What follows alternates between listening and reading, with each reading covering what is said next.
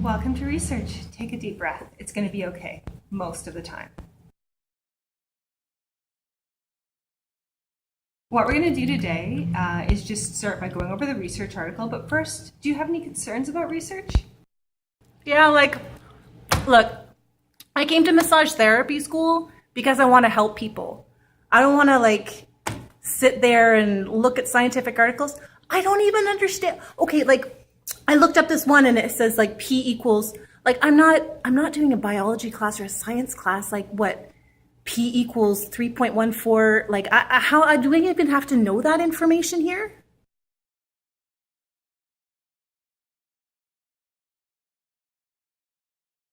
Well, P is a statistical value, and we're not going to learn about that till after the midterm, and there's no final. And there'll be about a 10-question Moodle quiz on statistics that you can do 3 times.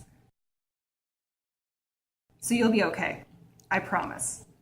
But what we're here to do today is go over the case study report. We're going to break it up into 8 sections.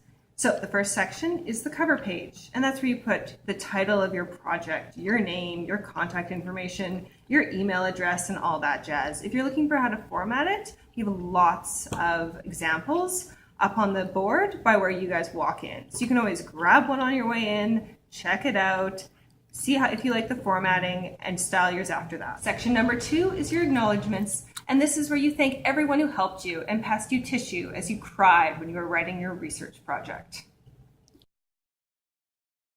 Third section is your abstract, and you just leave that till the end. And what this is just a few key points from each of the following sections, and it just gives the reader an idea of what your project was about, what you did, and what happened in it. Number 4 is your introduction. And here's where things start to get a little bit serious. And this is where you want to start doing your research now. You want to look for journal articles because they're hard to find in massage therapy, and sometimes they're quite poorly written. But I don't know what I want to look into. How do I pick what to research? That's an excellent question. You can start thinking about, why did you get into massage therapy in the first place? Is there someone in your life with a particular condition that you wanted to help? Also, when you're going through school, is there a time when you just didn't have an answer to something, and that maybe all of the textbooks you were reading were giving you kind of contradictory results? That means that people aren't in agreement. That means that more research is needed. You can also use your outreach clients, because there's someone who's showing up once a week to spend an hour plus with you. You're going to give the background on the condition, and you want it to be detailed enough that anyone can pick it up and read it and understand what it is you're going to be treating. Then you're going to look for any massage therapy research that's been done in this field and what are the results.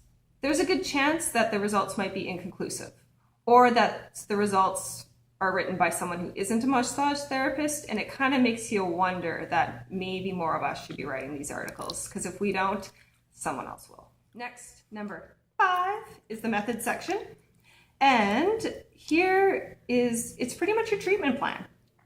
So first thing you're going to do is you're going to talk about the client, who they are, how old they are, gender, any injuries, any diseases, occupation, recreation, continual postures. You don't want to give away their identity. So it has to be vague enough that you don't know who this person is. And then you're going to go into your treatment plan. So what assessments are you going to be doing? How often are you going to be doing them? How long are you going to be doing the treatments? How many times a week? All this stuff. And the more detail you can put in here, the better.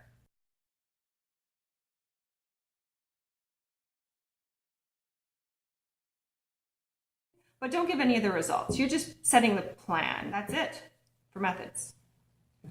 Then you go into results. So number 6, results. And what results are is you're compiling all the data that you've collected. So any pain scales, ranges of motion, and you're putting it all there. You're making charts to make it easier to look at. What you are not doing here is interpreting the data. You're just giving the information in its raw form.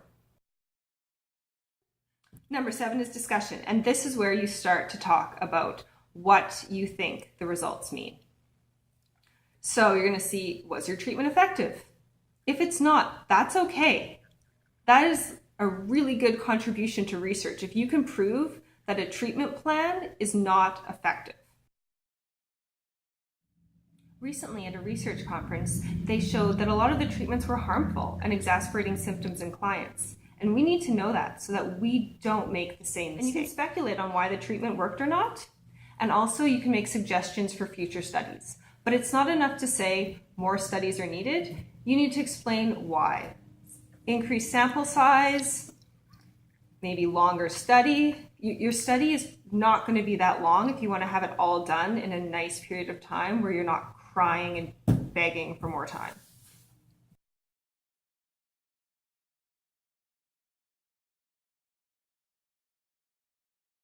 Robin said I couldn't say that. So the answer is, if you would like an extension, the answer is no. But the nice thing is, at the end of this course, all you have to hand in is up to the end of your methods section.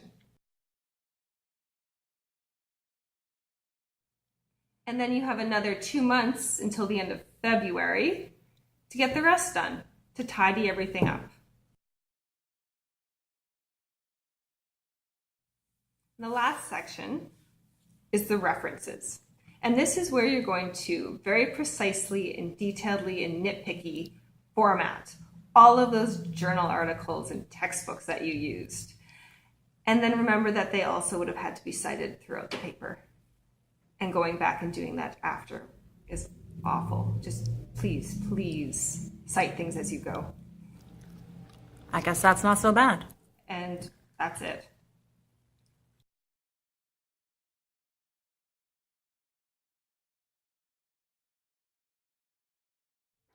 So Robin and I made this video to help you. And she may have edited out some of the things that were perhaps a bit too honest. Or snide. And all the swear words.